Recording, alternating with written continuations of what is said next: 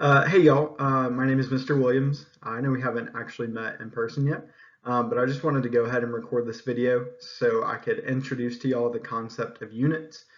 Basically the way our class is going to be structured, introduce you to the first unit we'll be doing, giving you sort of the scenario of what the unit revolves around and telling you a little bit about the task. I know this is kind of weird and awkward that this is a video and you're just watching a video of me talking, but couldn't really think of a better way to do this. So just sit back, no need to take notes on anything as we're going through.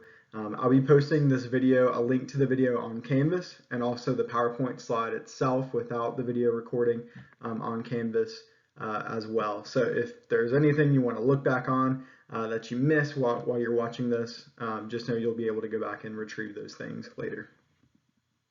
So over the course of the year, we'll be doing 6 different units. That's 3 units per semester. And each one of those units will revolve around what's called a real world scenario, and also will revolve around a certain type of essay, a certain type of writing we're doing. So first semester, we'll do an informational essay for our first unit, which is this one. We'll do an argumentative essay for our second one. And then third, we'll do a narrative writing piece, which isn't technically an essay, which is more like a story. Then second semester, we'll revisit all 3 of those writing pieces as well in our 4th, 5th, and 6th unit. So informational, argumentative, narrative. But each one of our units will kind of follow the same sort of progression, the same schedule of events. So I want to break those down for you and kind of explain to you what they are. First, you'll take the pre-assessment or a pre-test. These things are not going to count against your grade. Really, it's just a way for me to see where you're starting at with skills. And once we're done with a unit, to look back and measure, okay, this is how much you've progressed. This is what you've done to improve. And also for me to look back and reflect on whether the way I instructed you on something was effective or not. So you did the pre-test already, the pre-assessment rather. Hope it went well. If it didn't go well, that's absolutely 100% okay, because technically you haven't learned this material yet. So I know the sub will be working on getting those graded. And so once they are graded, if the grade was much lower than you'd like it to be, don't sweat at all, because it's not going to count against your final grade at all. Okay, so that's the pre-assessment, the first thing we do in each unit. Second thing we'll do is the real world scenario. So every time we start a new unit, I will present to you some sort of scenario that the unit is going to revolve around. So each time you'll be putting on a different hat, not a physical hat, but you'll be assuming the role of some sort of real world occupation, some sort of real world job. Okay, so for this first one, you'll be assuming the role of a journalist. Okay, so you'll be researching something and creating an informational essay, much in the same way that a journalist would in the real world. And each one of those scenarios will revolve around some kind of occupation like that. Okay, so I'll present to you what the scenario will be. I'll tell you what the tasks are, and you'll get insight into what that occupation is, and we'll move forward from there. Third step in the unit is task 1 and 2. Now, if you remember from the day that we talked about the syllabus, task 1 and task 2 oftentimes are evidence of learning assignments. So these aren't the heavy, weighty assignments that have a huge, drastic impact on your grade. They're still important for the real world scenario, for the units that we're doing, but they're not going to impact your grade as heavily as other assignments will. Now, task 1 and 2 lead to task 3 and 4. In most units, task 3 and task 4 are assessment of standards assignments. So these are the heavily weighted ones, the ones that are really important for you to do well on. They're fewer in number and they have a higher weight. Task 3, most units is an assessment of standard, and all the units, task 4 is an assessment of standards. Okay, so oftentimes task 1 and task 2 will be building up, laying a foundation for the work you're going to do in task 3 and task 4. Task 3 and task 4 oftentimes are writing assignments, so there'll be those essay pieces that I talked about on the previous slide. And usually there'll be some kind of performative piece. So performative is performance. So you're not going to have to necessarily like stand up and act all the time or even frequently, but there'll be something that you have to do to show your mastery of skill sets that we've learned along the way. Now, the post-assessment is kind of the equivalent of the pre-assessment, but on the opposite end. The post-assessment will count as an assessment of standards grade. Okay, so for the post-assessment, you're not going to be graded based off of anything we did during the real-world scenario. Rather, during the real-world scenario in task 1 through 4, you'll be learning skill sets. Okay, you'll be learning content. You'll be learning how to do certain English class skills. And when you get to the post-assessment, it'll be really, really similar to the pre-assessment. You'll get a piece of writing, probably 2 pieces of writing. You'll read those, and you'll perform English skills based off of those pieces of writing. Okay? So you'll be working and practicing these skills as you do task 1 and 2, 3 and 4, and other little pieces of writing and discussion that we do along the way, and you'll be assessed on that with the post-assessment. After the post-assessment is done, we'll start back over with our next unit, do a pre-assessment real-world scenario, and we'll jump right back in after that. Okay? So let's talk about Unit 1. Like I said at the beginning of this presentation, Unit 1 is about the informational essay. I'm sure most of you are probably familiar with that term. If you're not, that's 100% okay. We'll talk about it much more in depth when I'm back in person and we actually begin steps to begin writing the essay. But let's talk about the real world scenario. So Unit 1 is all about sort of the interaction between pop culture and what's happening in our community. Now, if you look over on the right-hand side of the screen, you'll see lots of different images, okay? Unless you live with your head in the sand like an ostrich, I'm sure you are absolutely aware of lots and lots of issues that are happening in our community. There's gentrification, protests have been in the news, controversy about Native American emblems, opioids, all kinds of different stuff with drugs, even things as normal and kind of everyday as the development of land, the changing nature of the place where we live. All of those things are in the news. And if you're anything like me, it gets to be a lot of kind of tough things to read about. It's heavy. I know lots of people who love to watch the news all the time, who love to get on social media constantly, and are just nearly 12 hours a day constantly taking in news. And that can take a heavy toll on people.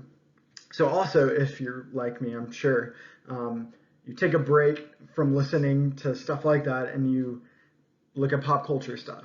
Now, I'll be honest, a lot of these things over on the left-hand side of the screen are not things that I'm necessarily interested in. Quite frankly, I'm kind of at that point in my life where I'm starting to lose touch, or not even starting, I'm at that point where I'm losing touch with like what's cool now, and I'm just like listening to stuff that I liked in high school and college, but I tried. So see lots of things over there that I believe are pop culture. Sorry if I'm wrong or if I'm like a year late, but there you go. I don't know who Juice WRLD is. Apparently he has an album that just came out, and Taylor Swift, who used to be a country artist. Anyways, all of those things are pop culture. And we usually like to think of pop culture and what's happening in the world as two separate things that don't mix, that don't intertwine.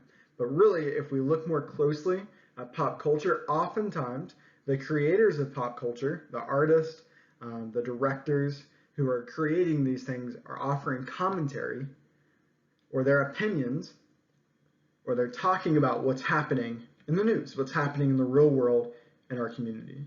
And so when you look closer, when you examine pop culture, you see that really there's lots and lots of discussion of our world. So I want to give you an example.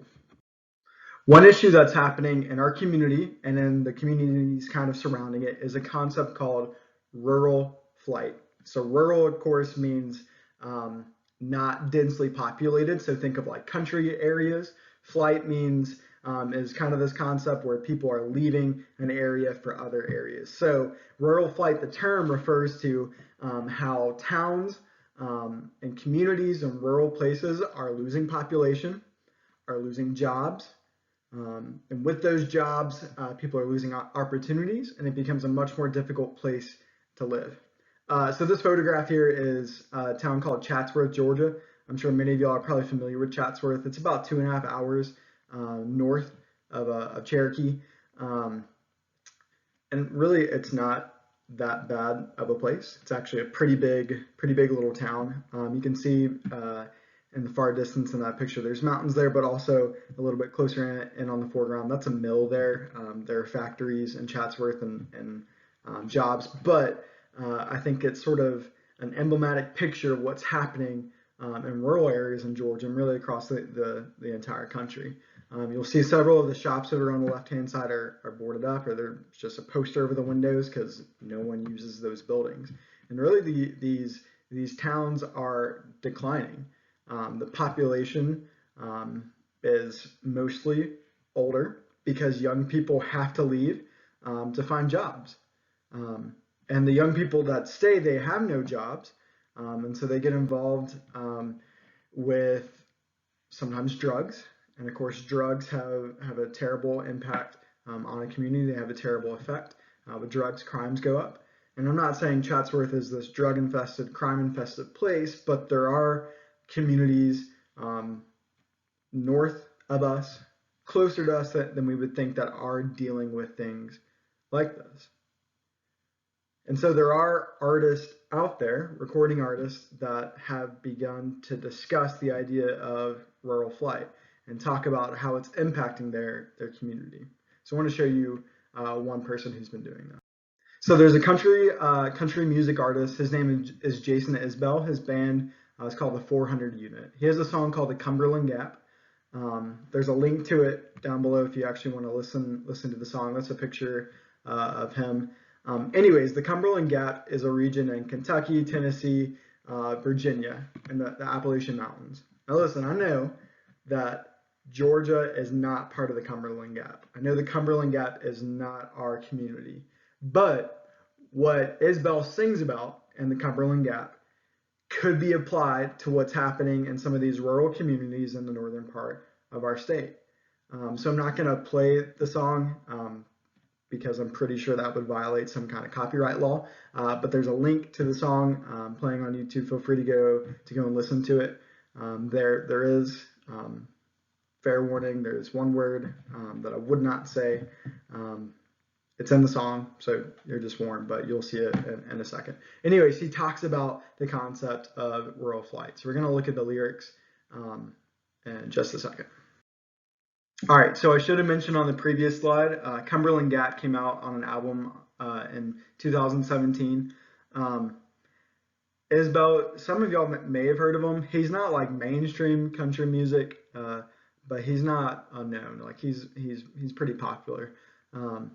So I would count him as pop culture. Anyways, these are rather the lyrics to the first part of the song. So I'm going to read them over and talk about them as we're going through. So just listen for a second.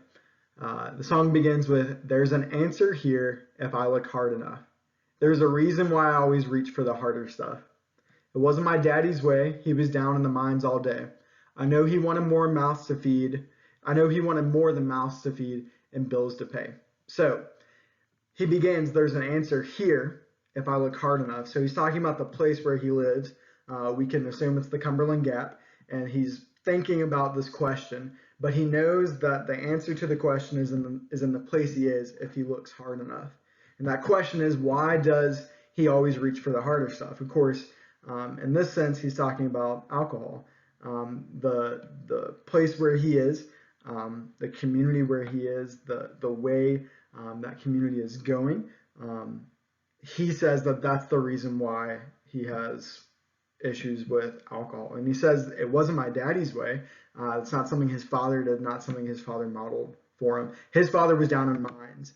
The Cumberland Gap is a coal mining region, or it was, I'm sure most of y'all probably know that the coal mines are shutting down. They've been shut down. And so lots of places that had jobs, lots of these communities that sort of center around the coal mines no longer have these jobs. And really, that's a huge issue in the Cumberland Gap. These people that have lived there for generations working in mines could depend on those jobs, but now there are no more jobs in the coal mines. So that sort of talks about the vicious cycle that we talked about. No jobs, no opportunities, turning to other sort of non-legal ways to get by.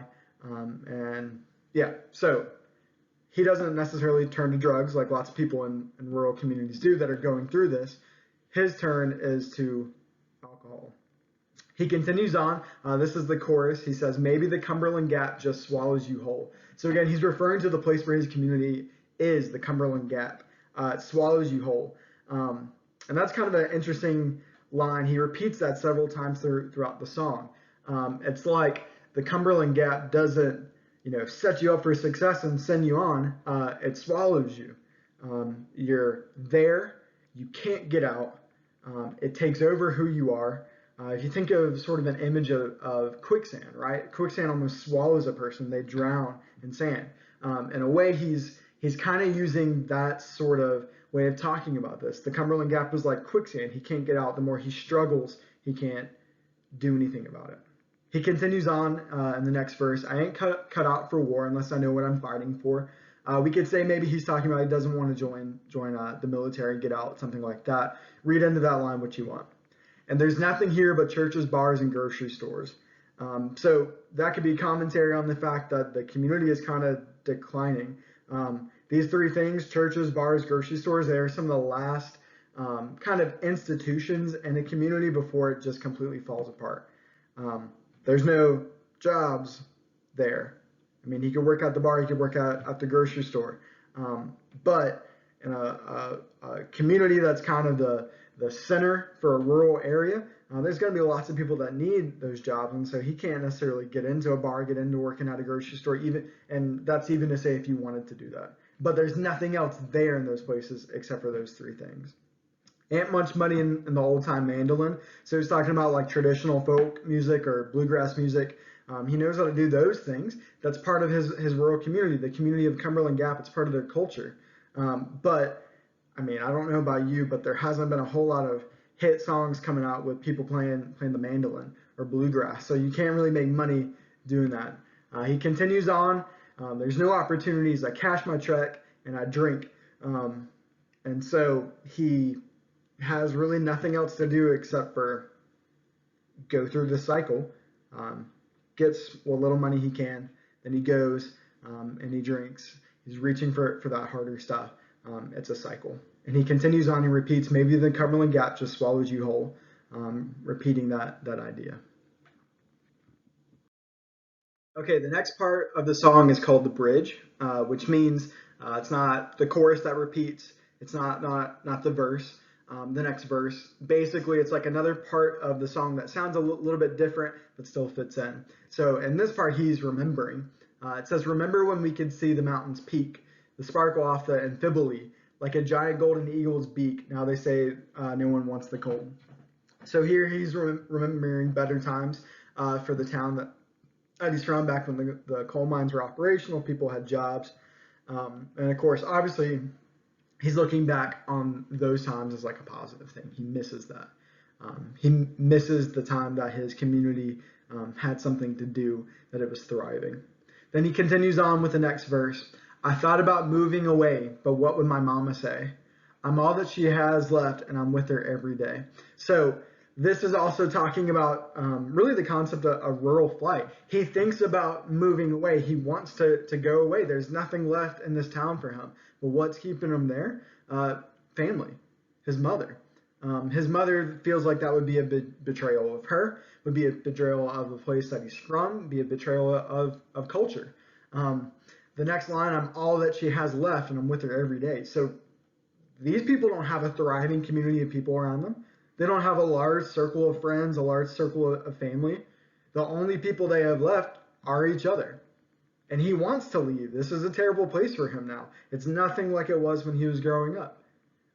But can he leave his family member? No, he can't. Continues on, as soon as the sun goes down, I find my way to the Mustang Lounge. And if you don't sit facing the window, you could be in any town. So this is revisiting the idea that there's despair. He really doesn't have a whole lot going for him here. He doesn't have a whole lot really to live for. There's no ambition. There's nothing that he's working towards. So when the sun goes down, he goes to the Mustang Lounge, which we can assume is a bar. He drinks, going back to the alcoholism. And this is a really interesting line. We talked about how this song is referring to this region in Tennessee, Kentucky, Virginia. And it is. But here's where it kind of gets broader. If you don't sit facing the window, you could be in any town. So what he means is, if you're not looking out directly on the specific like landmarks and features that show where he is, he could be anywhere in a rural place. So he's saying that it's not just about mining towns collapsing. This is about all kinds of rural areas that are dying. You could be in any town, is what he's saying. Then he ends the song. I think my picture is actually cutting it off, but he repeats this line 4 times. Maybe the Cumberland Gap just swallows you whole. This is not an encouraging song. It's a sad song. It's fast-paced and it has a little bit of a rock tone to it. But he's not happy when he's singing this. This is someone in this perspective, this person who's speaking, this is someone who's stuck, who doesn't have options. And so while they're stuck, they're turning to things that are not good. All right, so that's the song. Again, maybe go back and listen to it on YouTube. The link will be on this PowerPoint when it's posted on Canvas. All right, so we spent a lot of time talking about the song Cumberland Gap, but I wanted to bring it back into what our unit is going to be focusing on. All right, so for Unit 1, again, you're doing the informational essay, but you're thinking about the way that pop culture talks about, makes commentary on things that are happening in our community. Now, I know lots of y'all are probably globally minded. You think about issues on a larger scale. So you're probably pretty up to date with current events across the world, which is awesome. That's fantastic. But for this, we're honing in on the area that we live. So if you see on this map here, obviously this is the state of Georgia. I drew a line, a barrier. So I want you to be thinking about issues that are affecting the community that we live in. And I'm using that line to sort of mark where I want you to consider. All right. So basically, you can talk about things happening in Metro Atlanta. You can talk about things specifically happening in Cherokee County. Obviously, we live in Cherokee County. We are part of the Metro Atlanta community. Now, some of y'all may not consider yourself part of Metro Atlanta. You may not have even been to the city at all, or really even like gone further south than Woodstock. And that's fine. That's fine. It's whatever. So I'm also opening it up for you to discuss issues that are happening in really the mountain and the northern part of our state. So you can do anything from Metro Atlanta north to the end of the state border. So if you know of an issue that's affecting that community that we're part of, you can do this for this project. So let me show you the list of sort of issues, and we'll go from there. Okay. These are the issues that you can do, that you can research, look at the way pop culture talks about it for this unit. Now, this is a huge list.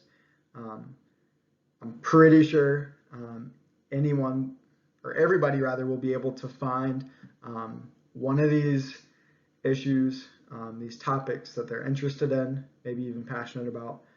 There's lots and lots of them, probably even some that you're not even aware are happening in your community. Obviously, some of these are controversial. Actually, a lot of them are controversial. So while you're picking, I encourage you to pick an option. Pick an option that you can do in a professional sense. Okay? I'm trusting you to be mature during this project. Sub will be making sure you're mature during this project. When I'm back, you better be sure that you're acting mature when you're looking at these things, examining these issues, because I will not let you do this project and not take it seriously. So yeah, here are the issues. If you read over this list and there's a specific issue that you're wanting to talk about, but you're not seeing it in this list, talk to the sub. She'll have a conversation with you, kind of figure out what it is you're trying to talk about, and she'll decide whether or not that's a good topic for you to do moving forward. But there are lots and lots of things here. I know I'm cutting off a few of them at the bottom with the image of me talking, but there's lots of them there. So try and find an issue from here. Okay. Okay. Here's a breakdown of the 4 tasks that you'll be doing over the course of this unit. And I realize this is a ton of information. I've tried to put in red the specific verbs that you'll be doing for each of these tasks. And I realize that that's a lot. You'll become much more familiar with them as we go forward. And we can talk all about them when I'm back. But for the first task, which you'll be mostly completing while I'm gone, you're going to select one of those specific community crises that I showed you on the previous page. And you're going to find 3 pieces of pop culture, a pop culture text. It could be a song, an album, a TV show, a poem, a movie, a narrative piece of nonfiction. And they all have to be thematically related to that chosen community crisis. You'll create a constructive response for each text, talking about the theme and how it has to do with the crisis that you're researching. Okay, so the song that I chose was from 2017. I would say that that's current. Okay, you know what you considered to be pop culture. All of y'all were born in the 2000s. I wouldn't say that a song written in 1970 or 1990 for that matter could be pop culture for you. Yeah, you may be one of those people that only like listen to old music, or you really like old movies, whatever. But you need to find something that's pop culture, okay? That is current from right now. I had to look for a long time to find something that I consider to be current to talk about. So I found that song that we talked about previously. It's from 2017. I had a handful of other songs that came out that I was very familiar with from when I was in high school, but that's no longer pop culture anymore. Okay, it's no longer current. All right, so you'll be looking at the different things that you enjoy, TV shows, songs, and seeing how they relate to a community crisis. So when you're choosing a community crisis, you also may want to think, all right, what am I able to find pop culture text for? If you pick sort of an obscure issue, it'll be probably more difficult to find things that have to do with it. What was I going to say? Okay, yeah. And obviously we talked about the community, sort of the region that you can find crises for. Second part, after you do the pop culture text, you're going to begin looking at nonfiction sources. So basically, you're finding sources for an informational essay. You're finding things. You're researching different sources that will give you details about the community crisis, and then you're going to annotate them, talk about how they're useful or not useful, and we'll begin talking about that when I'm back. Task 3, as student journalist, you're going to create the local expose or the informational essay. And so basically for this part, this is where you're writing the essay as a journalist, almost like you would an article in a newspaper. And so that's the writing piece. That is an assessment of standards assignment. The fourth part is you'll be creating a multimedia production that gives information about the crisis in a way that is digestible, a way that other students, other people your age, or another kind of target audience could find out information about your chosen crisis. Okay, that is also going to be an assessment of standards assignment. Before I'm back, you'll look really closely at task 1. You may start looking a little bit at task 2, but we will handle task 3 and task 4 when I'm back. And I know you'll have lots and lots of questions about those, and that's 100% fine. We'll go over much more in detail what it is I'm looking for those things. But at this point, start thinking about what your community crisis is going to be. Start thinking about the pop culture text that you can use. And if you start gaining ground there, you'll be in good shape. Okay, that's it. I will see y'all soon.